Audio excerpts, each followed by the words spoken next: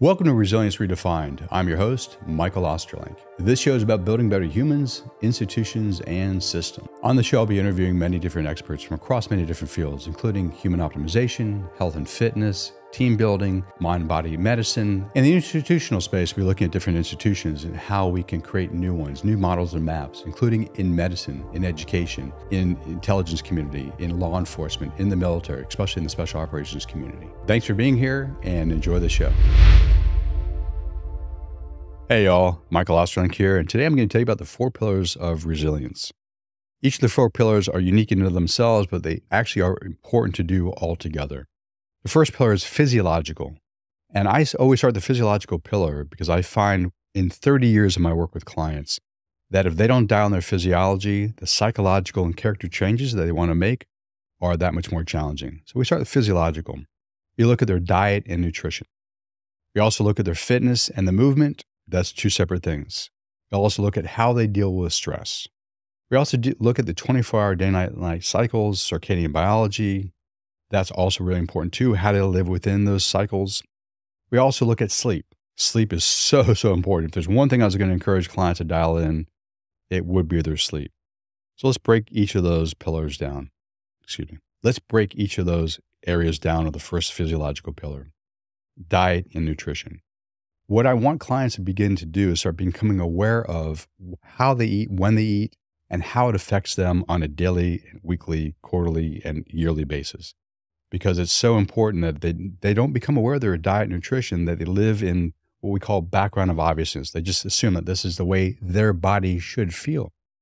But for instance, like if someone does a Whole30 and removes a lot of things from their system, just for 30 days. And they start realizing, like, wow, I feel so much better, that, more cognitive capacity.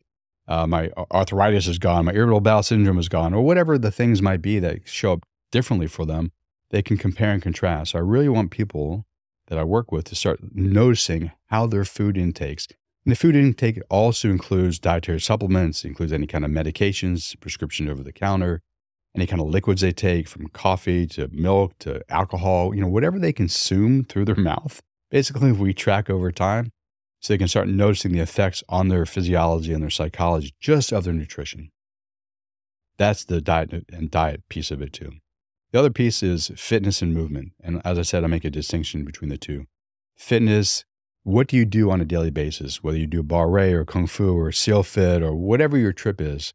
You train 4 or 5 days a week, cool. Like we want to know what that looks like. So you can be both consistent and you can also track over time your capacity to improve. Baselines are really important in the physiological channel. So we look at that. Also, we track your daily movement practices. So many people sit on their computers all day long, like for hours and hours at a time, or they're in their car in traffic for hours at a time. They say that sitting is the new smoking. And it's important for my clients to begin to realize that lack of movement has tons of different consequences.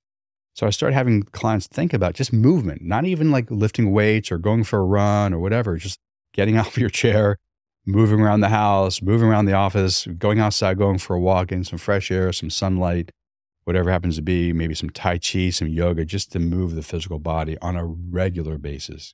That is a really important part of the program. So we go from diet, nutrition to fitness and movement. The next piece we look at is sleep. Like sleep, I would say, is the number one thing. And I follow really closely Dr. Kirk Parsley and his thinking on sleep, how important it is for not only human health, but human thriving. So I have clients become aware of their sleep, how it affects them on a daily basis. And we do 2 things. What can we do to improve your sleep in terms of internal practices? There are internal practices you can do to help bring the body down and relax more, so you can be better prepared for sleeping. There's also environmental things you can do, like blackout blinds and eye shades and binaural beats and various other things like that you can use the environment to influence your capacity to sleep better. That is really important, and I want clients to start thinking about that too. So sleep is key. We also look at stress management. How do you do stress? I call it the good, the bad, the ugly. A good approach to stress is I manage myself in the process of a stressful event. Awesome. Or I try to change the stressful event, the situation, the people. Sometimes you can't always change other people. You can't always change situations. Sometimes you can, but at least you can learn to manage yourself. That's the good. The bad would be like, oh, I'm stressed out and I do this to escape the stress. Drugs or alcohol or porn or Netflix or social media or work extra hard, those things aren't necessarily like really good for you. They make sense in the short run to kind of distract you from the stressful situation, but they're not thriving strategies. And the ugly, like you just take what I just said and you amplify it 100 times. I have a glass of wine to relax. Not so good. It's okay, but not so good. I drink a whole bottle. Oh, that's a problem, or whatever you do that amplifies any of the bad things to make it even worse. And my interest with clients is start to track how they deal with stress and to have them create better strategies for themselves that allow them to deal with stress in a much more healthy way. And not only in a healthy way, but an adaptive way that allows them to like use stress. Like, how do I take this stressful situation, not only adapt to it, but grow from it? That's really what resilience is all about. And then the 24-hour day-night cycles. And this is really, really important. I used to call it time in nature, but I call it the 24 day-night cycles or circadian biology. We've evolved on this planet for millions of years with the sun and, from day to night to day to night, day to night. And over the last couple of 100 years, we've added in things, technologies, which, I love technology, has a lot of benefits, but also there's a lot of contraindications for human health from a lot of the things that we do, excessively. So for instance, we use artificial lights in our homes. That can have an effect on melatonin production, which then can have an effect on sleep. We're on our phones, we're on our iPads, we're on the TVs late into the night. So there's a lot of artificial things in our environment which throw off our biology, basically. And there's a lot of exogenous things that we take in: caffeine, nicotine, alcohol, THC to wake us up or to put us to sleep. And, they had their places. I don't judge anyone for using any of those things unless it becomes a problem, then we can have a conversation. But I want people to realize that they have effects. And once you start realizing they have effects and you start watching other areas of your life, you might take better decisions for your own health and well-being to decide to manage those tools as tools, not as unconscious habits that we do on a daily basis. And that's kind of learning to live within your circadian biology, like what is natural to you and how do you support your own human system to thrive, not just to get through any particular time of the day or time of the week as it's been a tough week. And that's the physiological pillar. And that's so important to dial in. So the psychological pillar in resilience is both psychological and character development. Let me start with the psychological piece too. And I break it into different areas, but consider we're whole human beings. They're really integrated parts of ourselves, but for conversation's sake. So I look at the cognitive, and that is partially about how do we think about our thinking? How do we talk to ourselves? How do we talk to other people? The language you use, the tone, the volume, our mindset. Spend a lot of time on that because we are communicative human beings, whether to ourselves or other people. And when clients start paying attention to how they talk to themselves or talk to other people, most of them are really surprised that there's a lot of negativity in there. It's a fixed mindset. It's not a growth mindset. So we work on going from a fixed mindset to a growth mindset. And part of that is around re-languaging how they communicate with themselves and others. So cognitive is really important. How we think about our thinking and the language you use for conversation's sake, internally and externally. We also look at things emotionally. And one of the ways I work, and this is kind of it's both emotional intelligence and emotional resilience. The emotional intelligence piece is like, how aware am I of my own emotions? As someone who's been trained as a therapist for 30 years, I find that most people have certain emotions which, for family of origin reasons, are unaccessible. For instance, I'll give you something to cry about. Oh, I'd rather not be sad. Or anger, I can only be angry. Maybe a mother or father or someone says that to you, and you're like, oh, I can't have my anger. It's too scary to express anger in this family of origin. Okay, I get it. Happiness, joy, bliss. It doesn't just have to be what's so-called the negative emotions. Like there's a lot of emotions that people just are taught from a young age not to feel. They repress them. So part of the work in terms of healing the human system and making them more resilient is teaching clients to be with their emotions, allow them to emerge, create safety in the human system so they can arise. And then how do you manage them? I teach clients how to manage those energetics and the emotions of the body. Not only to manage them, but how do I express them in healthy ways to the ends that I seek? So emotionality, intelligence is so important. And then a piece of that is also resilience around emotions. Like, I don't have to be driven by my emotions. I can be resilient, but I still want to feel them. And I can use my mind to manage my emotions in such a way that I'm not overtaken by them. I can manage them to the ends that I seek. That's about resilience. So I don't suggest people not have emotions. Have your emotions, but just don't let them drive you and do things that you ultimately do not want to do based on your values and how you want to live your life. So that's the cognitive and that's the emotional. Somatics. I'm trained as a somatic psychotherapist, postgraduate work at the California Institute for Integral Studies many, many moons ago. And how people live inside their bodies is so important in the work that I do. So I teach people how to become aware of their breath, their posture, their muscle tone. All that plays a role in how one shows up psychologically in the world. And how one shows up psychologically in the world has an influence on the breath, on the posture, on the muscle tone, organ systems, it's all integrated whole. So we spend a good amount of time learning to live within the body and then ultimately learning how to manage the body towards certain ends that you seek based on your values, your principles, and the life you want to live. So cognitive and emotional, somatic, energetic. Spend a good amount of time learning to be with the energetic systems of the human body towards the ends that you seek. Like, how best do you show up for certain activities? Physical training, social engagement, rote learning, creative thinking. When are the best times to do that? Have you ever thought about that? And we spend time like thinking about those things, being with your own body and the energetics of your body, and learning to manipulate those energies towards your own ends, but recognizing that if I extend my capacity energetically to do something, let's just say, I have to do some computer work for an hour, generally speaking, and then like, no, I have this huge project and it's going to take me 6 hours just sitting at the computer. That requires a lot of energy. And it's important to be aware of that and the dynamic homeostasis that your system requires. And how do you recover on the other side of that? So you're not burning, the candle at both ends, as they might say. So that's the energetic stuff. And then the spiritual stuff as well. For me, that has a few different reasons, three different reasons. For me, the spiritual stuff has a few different answers to it. One is, what are your values? And what are your values, really your values, independent of culture, family of origin, nationality, ethnicity, religion? I'm not saying all those things aren't important, but I want my clients to be aware of like what is really yours versus what you've been taught to believe is yours. And those things might be yours. Cool. There's no judgment there. But once you understand what your values are and the principles that guide your life, then we can spend time looking at, is your life in alignment with your so-called values and the principles? Are you embodying your philosophy, basically? And if you are not, then maybe your values are not what you think they are. Okay, cool. If you are, and if you're not, maybe your values are right on for your heart, your soul, but perhaps we need to look at your behaviors and adjust them accordingly so you live in alignment.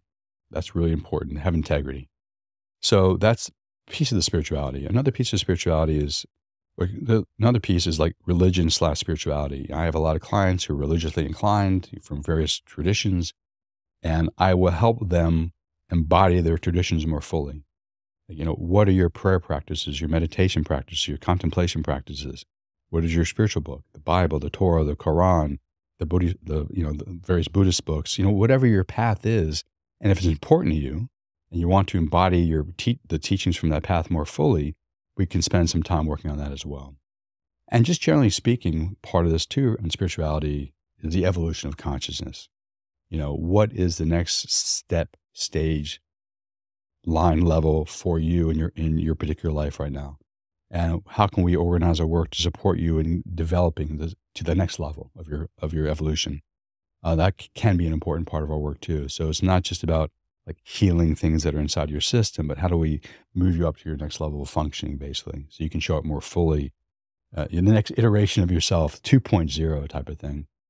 So that's the psychological. And there's also character development too. When we look at your values, we ask the questions, what are characteristics that you embody that you'd like to embody even more? Maybe courage, bravery, maybe integrity, maybe love, care, compassion, whatever character traits are seemingly important to you and we explore them, then we organize some work training around like, how do we cultivate more of that in you if that's important to you? So it's both psychological development and character development. And that's that particular pillar. So the third pillar in the resilience program is the social pillar. And this is broken into many different areas. One is we look at your social engagement. If you're part of a family, if you're part of a workspace, you're part of a social group, which most people are, various degrees of one and the other, all of them. And we look at them, we ask the questions, are those different social groupings supportive of you and your growth and development? Or do they help lock in a fixed mindset? And we explore that because it's really important to surround yourself with people as best as possible that encourage your growth and your development and don't attempt to restrict your growth and development out of fear or out of insecurity or whatever it is. And part of this exploration could be actually bringing your people into the conversation. I'm trained as a marriage and family therapist, so if we need to bring in a spouse into the conversation. Maybe he or she is afraid of your growth and development, understandably so. It can be scary if one person is growing, the other person's not. We bring them into that conversation to help reduce their anxiety, reduce their insecurities, get them perhaps on their own growth path so everyone can grow together. Maybe in different areas, but they can all grow together. And we do that with multiple different areas. Like we can bring in your workmates for the same kind of conversations. So that's the social engagement piece. Also, a piece of that too is what I call communities of practice. We look at mental, emotional, spiritual, interpersonal, like areas of your life that you might want to develop, deepen your capacities in. And we look at in your community, where can we find places for you to go and join other people who are interested in similar activities? So for instance, like physical capacity building, you're like, hey, I want to be part of a community that's really physical. Awesome. Maybe you go join a CrossFit gym because it's very community oriented. Or you join a yoga community, which is really a community. It can't just be like you go there and you work out and you see people and you might wave to them. It's more like it really has to be a community. There's a lot of support of one another, accountability, things along those lines. Or maybe in the mental space, you join a reading group. Like you guys get together once a week, you read your books, you talk about intellectual things, whatever it is. It's like, but it's a community. It's like people care about one another and want to support each other in that intellectual exploration. Or maybe spiritually, you go to a Bible study or a Torah group, or you join a meditation group. Whatever your path is, you join a group, and it's not just like we go there for an hour and we do something and we leave. It's like really it's a community that supports one another in growth in that particular area in spiritual development in this case. So we kind of map these things out and we find out where you might want to cultivate more capacities in any particular area, find that community, and then encourage you as a client to go find and explore that for yourself and see if it's a good fit. Obviously, it has to be a good fit. So that's part of the social piece is just like who you engage with on a regular basis, finding communities of practice. And then the third piece of that too is I work with you and your team. If you have a therapist, if you have a functional medicine doctor, you have a nutritionist, a Chinese medicine practitioner, a naturopath, whomever is on your team, and you think it would be of value for me to talk to them to make sure we're on the same page, I do, and I've done that a good bit, because it's really important that your team is looking at you and heading you with you in the right direction. I also have a team behind me. I know enough to be dangerous in multiple different fields, but I'm not the expert in all the fields. So if you need a functional medicine doctor, a precision-based medical doctor, a epigenetics coach, a physical trainer, a Chinese medicine practitioner, I've been really fortunate in 30 years of this work to just have an amazing network, and I can make referrals out to people that will serve you in particular areas of your life. That's the social engagement piece. The fourth pillar is environmental, and environmental has two different aspects to it. One is we look at your home, your transportation, and your office. Now, these days, many people's offices in their home, cool. Whatever your organizational structure is, that's fine. But we ask the question, are your environments conducive to the type of person you are becoming?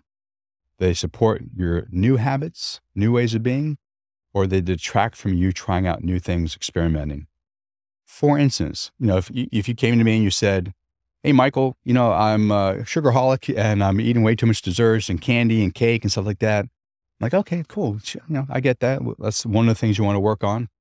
Take me on a tour of your office. And you take me on a tour of the office and I see that you have a bowl of M&Ms right in front of your desk. Like, okay, so I want you to consider one of two ways of thinking about these things. Via negativa or via positiva.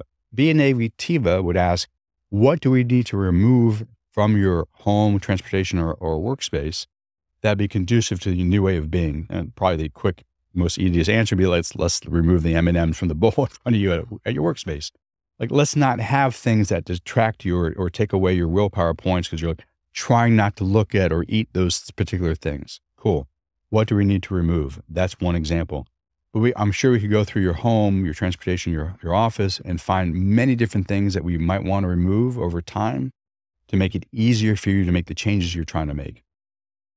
We also have via positiva. What do we need to add to any of those environments to support new behaviors? And I'll give you my two favorite examples. So I had a client who's training up for Kokoro camp, SEALFIT's Kokoro camp, and he had to do a lot of pull-ups, which he has to do a lot of other things too, but he was just sharing with me in our conversations that pull-ups were getting a little bit hard for him to do the PST to get into Kokoro camp. So I said, okay, so why don't you buy a pull-up bar and put it in your home office and put it on the doorway between your home office and the rest of your house. It's like, oh, great. So he did it. Every time you walk underneath that thing, walk the dogs, go to the bathroom, have lunch, have breakfast, whatever you do, every time you walk underneath one way and then back into the office, you have to do pull-ups. So by the end of each and every day that he worked in his office, was like 5 or 6 days a week, he's doing extra 20 pull-ups. He nails PSTs because he was doing 20 extra pull-ups a day. Easy day. But that's because via positivity, we added something to his environment to make it more conducive to him to do the behaviors he wanted to do. In this case, to do more pull-ups. And that was really cool. And that's what I want you to start thinking about. What do we need to add to your environment for that to occur? Another example is I had a client who was getting into, he happened to be a Greek Orthodox Christian, and he wanted to get more into his spiritual path. So the conversation was like, okay, why don't we create a meditation room for you? A room for prayer, a room for contemplation, a room for meditation, an opportunity, a place to read from the scriptures and other books from your tradition. And he started creating a room like that. And it just gave him kind of more of the pull into his future self of a place that he can go to because he can see it every day for him to walk in and do his practices. It just supported these new habits, these new behaviors, these new ways of being in the world. And it's really fun to help co-create this with them, to think through, like, in your tradition, what might be conducive to support you in doing these practices? What do you actually need in this amazing room of yours? And that was kind of fun to work through with him. So that's two examples of via positiva. So that's one aspect of the environmental work. The other is not just asking questions, what's going to support me in new behaviors, new ways of being, what's going to support me in optimizing and healing and health in my physical system. So we start asking the questions like, what are you using for cleaning supplies? What are you using for cosmetics, body care? What are you using for anything in your environment that could either detract from your health, neurotoxic, carcinogenic, or at least neutral, or contribute to your health? So we just start looking at all those things. Are there different light sources we can use that are healthier for the brain and how we process, for instance, melatonin production and stuff like that? Are there cleaning supplies that are healthy for you? Are there cosmetics that are healthy for you? Dental supplies that are healthy for you? Just start asking those questions, and slowly over time, or for many people, they just like, oh my God, I want to change everything. Cool. For some people, it's just slowly over time, like, oh, I start noticing that this in my home, and I start thinking about it. It's not really conducive to human health and well-being. Okay, let's replace it with something. And the goal is either to get to neutral, it has no effect on you, cool, or perhaps you can choose things that have positive health benefits to you as well. So that's the second piece, or the second aspect of the environmental piece of building more resilient humans. For me, the 4 pillars are awesome. I mean, I've been working in this conceptual map for decades now. And my clients love it too, because what it helps them start doing doesn't only just make them more resilient, which is the ultimate end of this program, so they can show up more fully in their lives, growth mindset, more playful, more fun, more adventuresome, stronger, more capable, more brave, more courageous, more loving, all those wonderful things. But also what it does, and as someone who loves like models and maps, it also helps them start seeing how different variables in their life influence different variables in their lives. Like, for instance, they start paying attention to their diet and nutrition. Like, oh my God, I start noticing when I do this thing over here, it affects my sleep. Wow. When I deal with stress this way, It affects how I eat. Oh, that's really interesting. That's really cool. When I pay close attention to my sleep and I notice I don't sleep very well because of these other variables, psychologically I don't show up great the next day. I'm tired, I'm moody, I'm hangry, all those kind of things like that. So they become more systemic in their thinking. What environmental factors trigger me in certain ways that lead me to be healthier, happier, more productive, or down, depressed, anxious? Like, wow. And they start thinking about these things and they start experimenting and they start modifying things ever so slightly or even some big changes. And for me, a big, huge piece of the resilience work is play, experimentation, trying new things and seeing what works. What works for you might not work for someone else. What works for you today might not work for you in a month from now. And it's just a kind of a more of an adventuresome, playful, fun mindset to explore. Like you're a detective in your own life trying to figure out in a fun way, not like, "Brr," but in a very fun way of like, how can I modify certain things and just allows me to be more resilient to my system, more optimized, happier, more healthy, more productive, more fun, more playful, more adventuresome. And I just love when clients start playing around and exploring all those things. Those are the 4 pillars of building better humans. If you want to build a better human, you want to be a better human, you want your family, your team to be better humans, you can check us out. We have this podcast. You can work with me individually. I work with couples. I work with groups. You can learn more. So check out the podcast or go to michaeldiosterlink.com.